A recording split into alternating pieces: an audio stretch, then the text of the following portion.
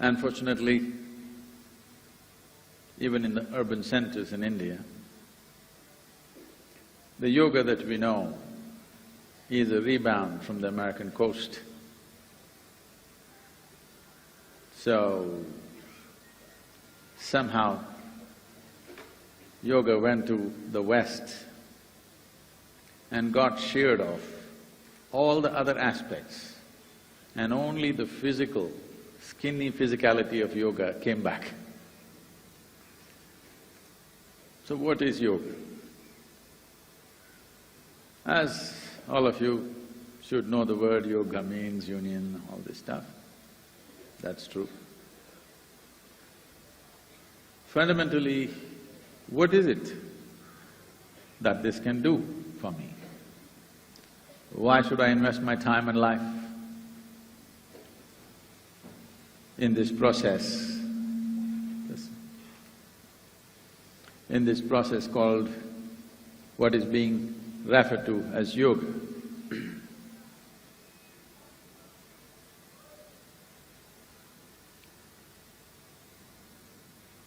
You must understand, in this culture,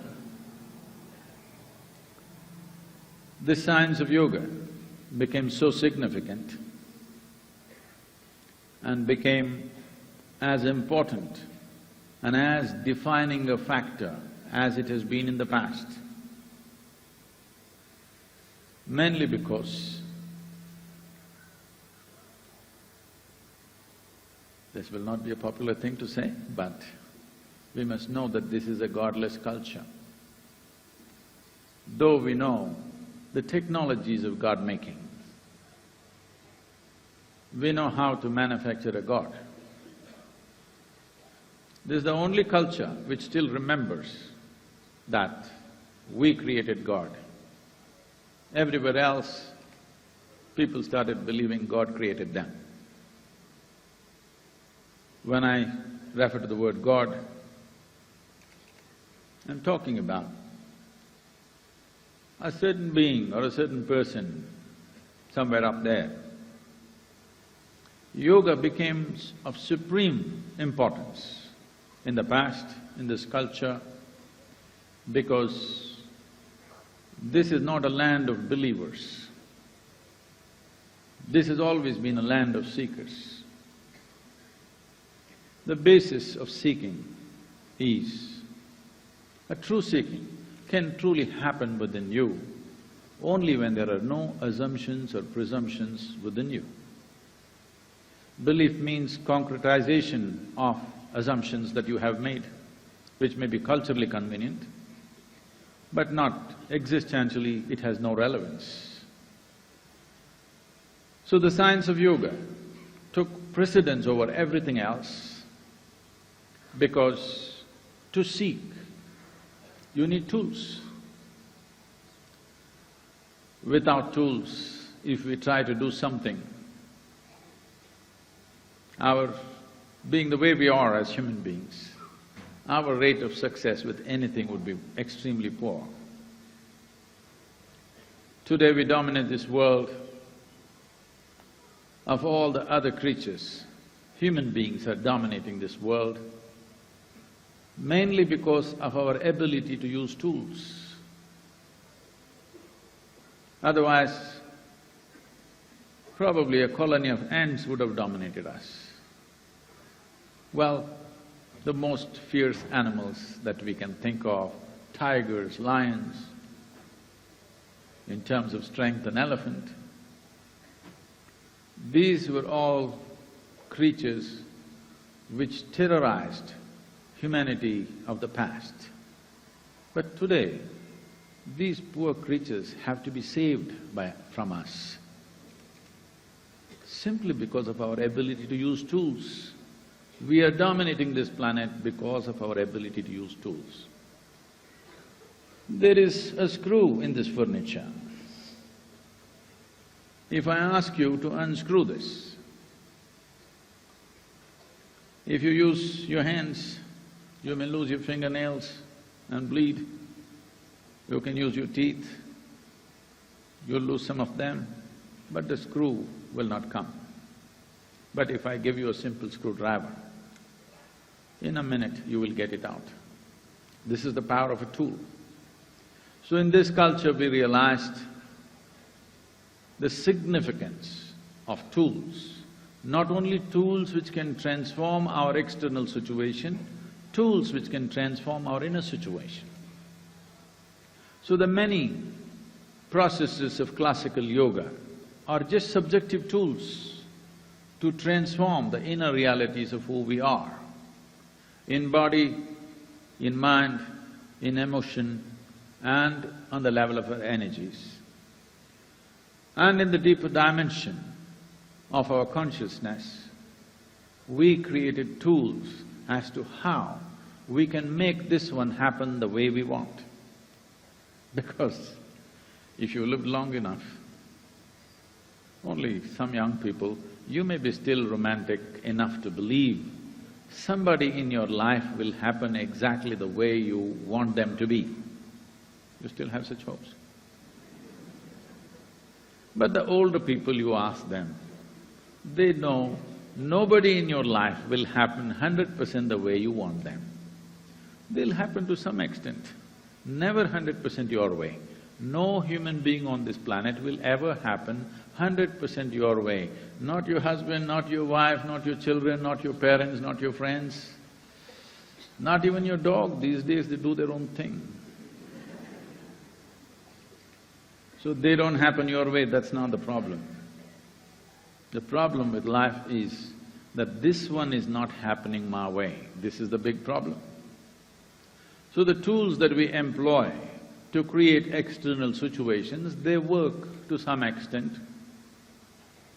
That will bring comfort, convenience, access, but it will not bring well-being. If well-being has to happen, we need tools to transform our interiority.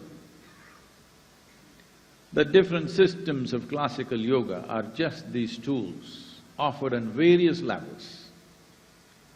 But unfortunately,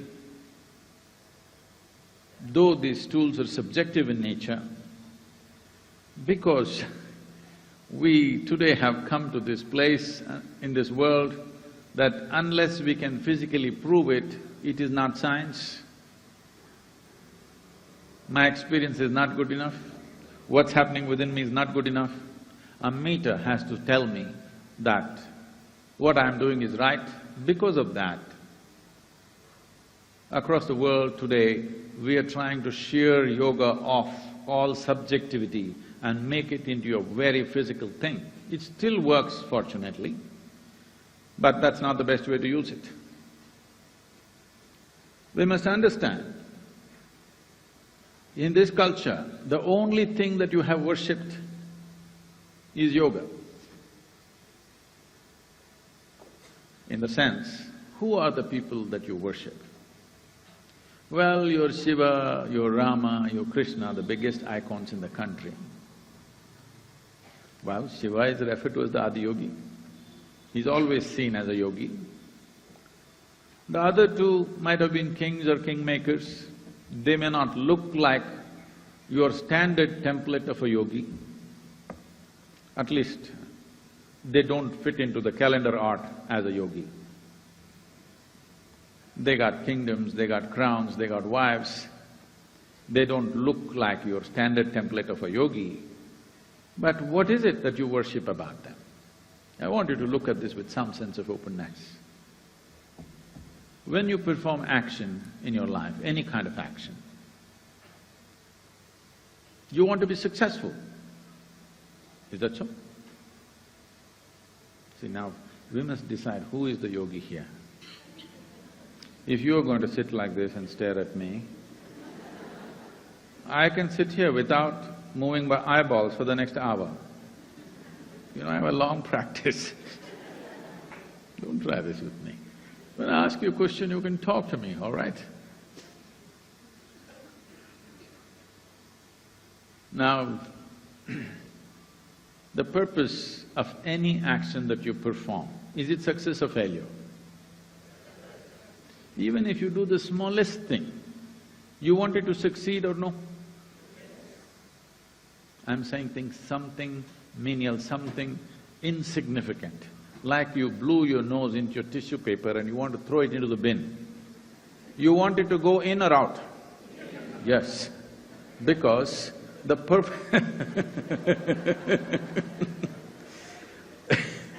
the purpose of any action is success. We don't want to perform action which doesn't succeed.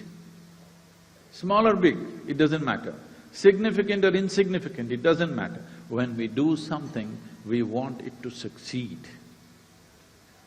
Success in every way is the sweetest thing in your life, isn't it so? The ideas of success may have gotten skewed up in the world, that's different. But when you perform an action, you want it to be successful. That's the nature. But now you look at the people whom you worship. Rama, please, the devotees, please listen to me carefully, don't get angry with me.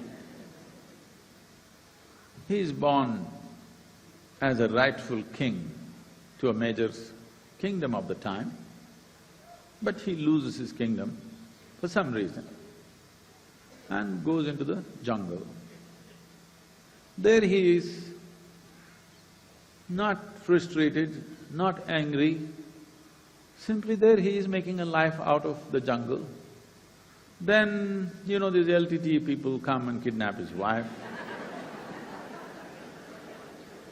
I shouldn't say this, Karthikeyan is here.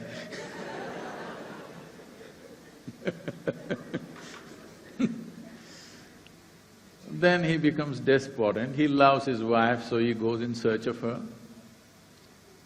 goes down, has a bloody battle down there in Sri Lanka, then burns down the entire city, then recovers his wife, political pressures, so he has to put her through the fire test, which he doesn't want to do. Then he brings her back, makes her his queen, again political problems. So again sends her back to the jungle and she's pregnant. Then she delivers children, no sonogram was done, so he does not know whether it's boys or girls, he does not know it's one or two, but she delivers 2 boys in the jungle. These boys grow up in the jungle, king's children, but they grow up in the jungle. Then unknowingly, he fights a battle with his own children. Then she dies in the forest. You call this a successful life? I'm asking you, no. But we worship him. We worship him not because of his success in the world. We worship him because it doesn't matter what kind of situations life threw at him, he managed who he is perfectly well.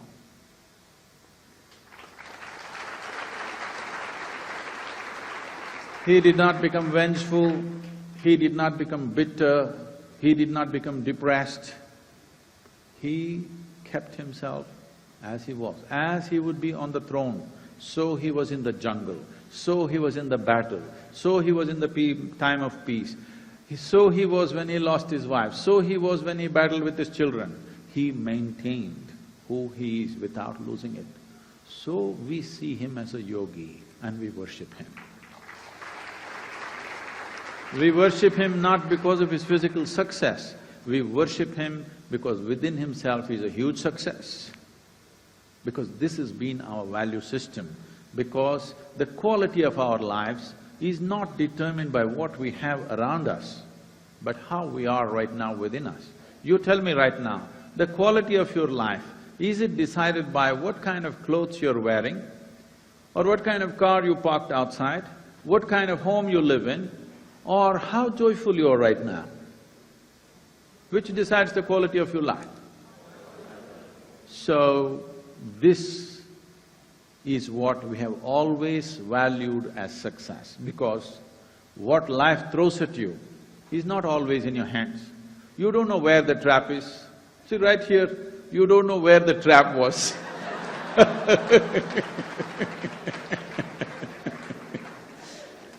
But what life throws at you is not your choice. What you make out of it is 100% your choice. If you're able to exercise this choice till the moment of your death, no matter what life throws at you, you can exercise this choice. How to respond to it, what to make out of it is entirely in your hands. You become worthy of worship. This is why Ramas, Krishnas and Shivas have become worthy of worship, not because of their super success in their life. They didn't succeed. Neither Krishna succeeded, I want you to know. His entire life was committed to bring political process and spiritual process together. He strived hard, he travelled extensively, tried to deal with all kinds of idiots and brutes. Yes, on a daily basis. You have to if you want to do something in the world. But in the end, the entire process ends up in a colossal, disastrous war. His own people get all crazy and he gets killed by that. But we worship him because no matter what happened, he went through it joyfully, untouched. Life can do whatever it wants, but what you do with it is entirely yours. If you exercise this, you are in yoga. The tools of yoga are towards this. It may throw all kinds of traps at you, but everything, you make it into your well-being. That means you are using the tools of yoga. Whether it is in terms of health, physical health, mental health, emotional health or spiritual health. If you are using the necessary tools to create this within yourself, that means you're in yoga. Because essentially this is a tool to go through the world untouched. The simple process of living. What is… please don't torture the child. The simple process of living, just to earn a living, eat, sleep, reproduce and die one day. How much fuss? What else… what else is the most of the population doing? Just this, just to survive, earn a living, wish to reproduce, otherwise you can keep quiet. But how much fuss? How many ways human beings are getting twisted? I don't know to what extent you're exposed to human suffering. Every day I'm meeting thousands and thousands of people. What I see is the variety of suffering that human beings have invented is too phenomenal. You give them anything, they're capable of suffering it. You give them nothing, they'll make enormous suffering out of it. They are poor, they suffer the poverty. Make them rich, suffer the taxes. Uneducated, they suffer lack of access. You put them to school, endless suffering. Not married, they suffer that. Get them married, I won't say anything, I didn't say anything. I didn't say anything. You are the ones, I didn't say anything. No children, they suffer that. Give them children, daily suffering. Show me one thing that human beings are not suffering. Now they will conclude, life is suffering. Life is not suffering. Because what is it that you're suffering? You're capable of suffering something that happened 10 years ago, yes? Yes, yes, yes? Oh, experts, lots of experts And you're capable of suffering what may happen day after tomorrow already. So I want you to understand, you are not suffering life. You are suffering two fundamental faculties which set human beings apart from every other creature, which is called memory and imagination. You're suffering your memory, you're suffering your imagination. You're not suffering life. These are two things that set us apart from every other creature on this planet.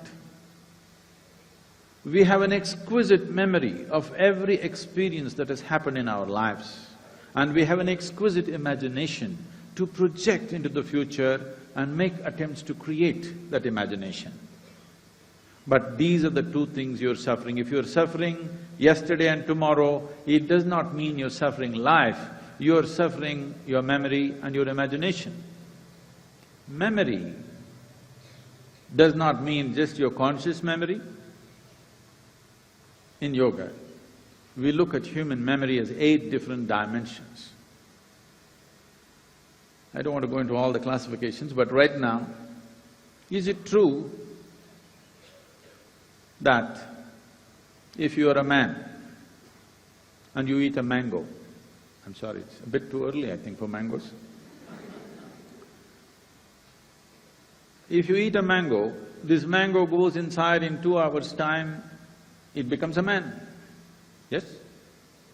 That's why it's called a mango.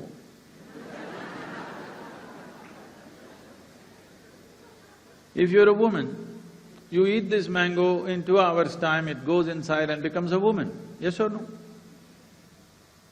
Only 2 ladies are agreeing with me. Yes or no? If a cow eats a mango, the mango becomes a cow.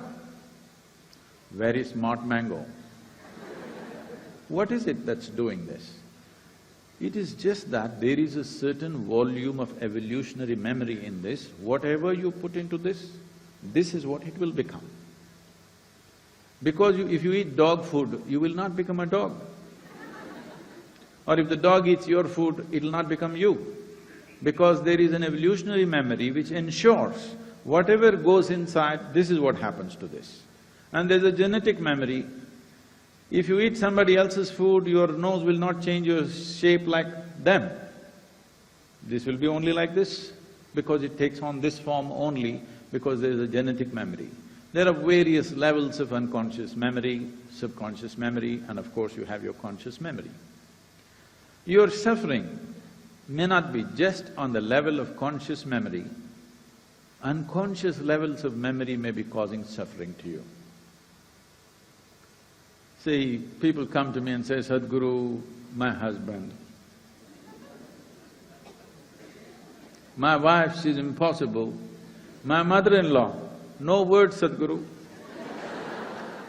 My boss, unthinkable he is. I cannot believe how he evolved into a human being. Then I tell them, you come to the yoga center, I will make sure your husband, your wife, your boss, your mother-in-law, nobody has entry here, just you. I'll give you a nice place to stay, I'll give you good food to eat. Nothing to do, just be joyful, that's all. I'll make random checks on you. When I check on you, you must be joyful. If you're miserable, I don't believe in feeding misery. There's no point, isn't it? What is the point feeding misery, I'm asking? Now you leave them for 24 hours in one place, oh, they will twist themselves out into all kinds of things. When you're alone, if you're miserable, obviously you're in bad company, isn't it? So, yoga is the tool to fix this one, because your experience of life is determined by this one, not somebody else. If you fix this one, suddenly being here can be an ecstatic process. Just existence can become absolutely ecstatic. When I say ecstatic, it doesn't mean some flight of something. No, it is a certain level of pleasantness. In language, the highest level of pleasantness we can call it as blissfulness or ecstasy. The peak of human experience, generally in English language, is described as ecstasy. I'm saying you can be in the peak of your experience. If your body becomes pleasant, we call this health. If it becomes very pleasant, we call it pleasure. If your mind becomes pleasant, we call it peace. If it becomes very pleasant, we call it joy. If your emotions become pleasant, we call this love. If it becomes very pleasant, we call it compassion. If your very life energies become pleasant, we call this blissfulness. If it becomes very pleasant, we call it ecstasy. If your surroundings become pleasant, we call it success.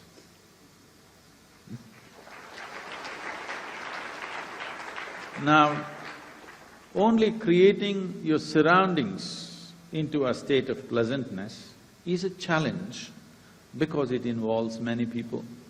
If we want to make this place pleasant, we need all your cooperation, otherwise it's not possible. In some way we must be able to harness everyone's mind, emotion and behavior, then only we can create a pleasant place around us.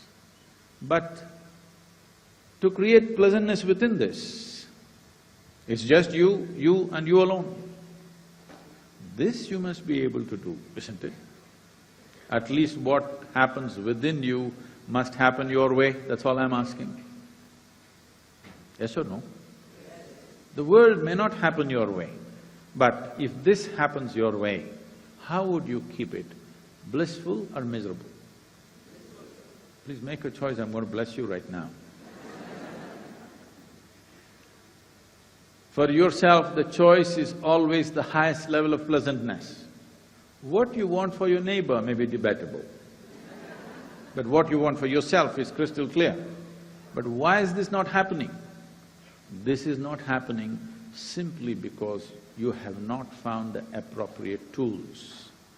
This is the business of yoga, to give you the right kind of tools to create health, to create well-being, to create a joyful way of existence, to make the experience of life truly ecstatic. These are the tools, yoga is the tools for this purpose. We do not know whether you will climb Mount Everest or not. You may not have the legs or the lungs.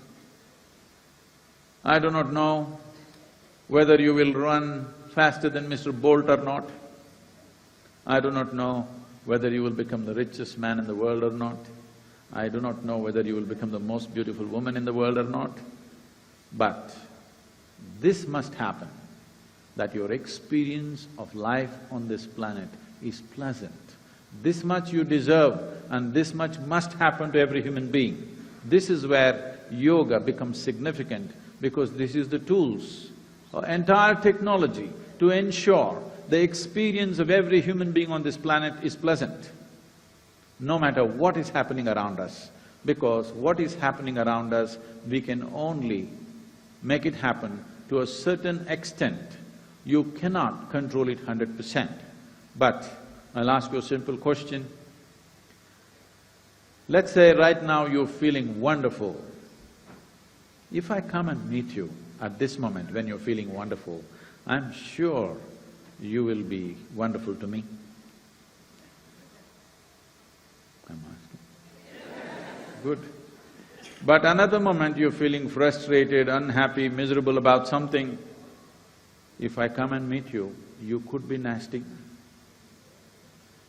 Sorry. This is true with every human being, isn't it? If you want a pleasant world, the first and foremost thing that we need to do is, this one person is pleasant, irrespective of what the world is doing. This is what we have always worshipped as Krishna, Rama, Shiva, everything, not because of their physical success. We always worship this because irrespective of what the world was doing to them, they remain pleasant. But today, even the so-called spiritual leaders are going about propagating peace is the highest goal of life, peace of mind. I'll ask you a simple question. Maybe you already had your breakfast. So, let's say, when you have lunch today,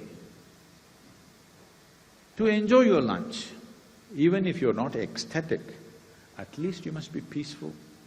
Yes or no? To enjoy the place that you work and the people that you work with, even if you're not blissful, at least you must be peaceful. To enjoy your family, to enjoy a walk on the street, At least you must be peaceful. So I'm asking you, is peace the ultimate goal of life, or is it the most fundamental requirement? Most fundamental requirement. But unfortunately, we've raised it to heaven. If you say peace, people say divine peace. If you say love, people say divine love. If you say bliss, people say divine bliss. These are all human things exported to heaven. I was to speak at Tel Aviv a couple of years ago. I'm flying in from Atlanta. I'm to land there in the morning and speak 6:30 in the evening. But because of some flight delays, I land up there at 6 in the evening. So I'm quickly changing in the airport to get there on time, because in these 33 years, I have not been late to a single appointment in my life. No. It's not something to clap. Everybody is supposed to be where they're supposed to be at a given time. Unfortunately, it's become a great virtue. Then I'm famished because I'm traveling an American airline and there's nothing edible on the plane.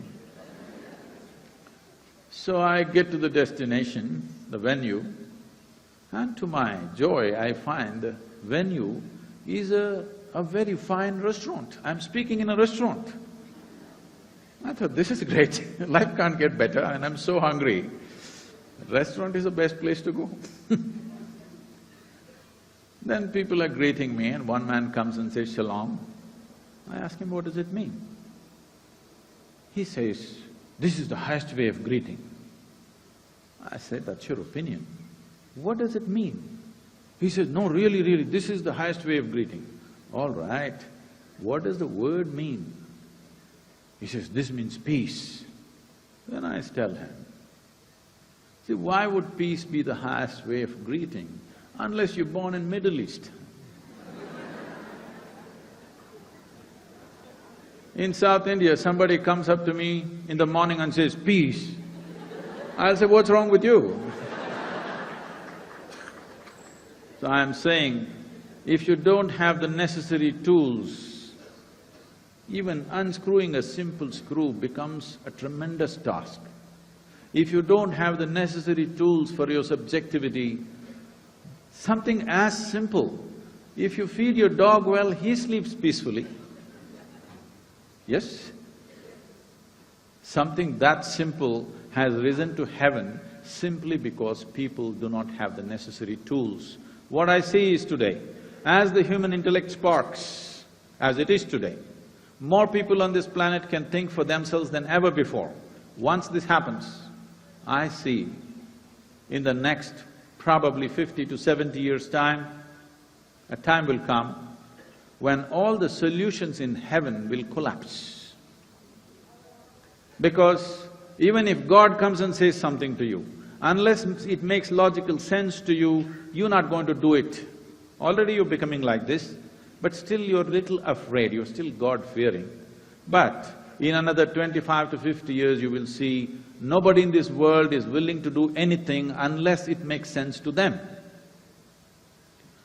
When this happens, when heavens collapse, heaven will collapse, but human longing to experience something more will not go away. I predict in another 80 years' time or 100 years' time, if we don't do a very serious campaign to bring tools of inner well-being for every human being on this planet, 90% of the population will turn to drink and drugs. This is why yoga is of phenomenal significance for the coming generations. Thank you very much.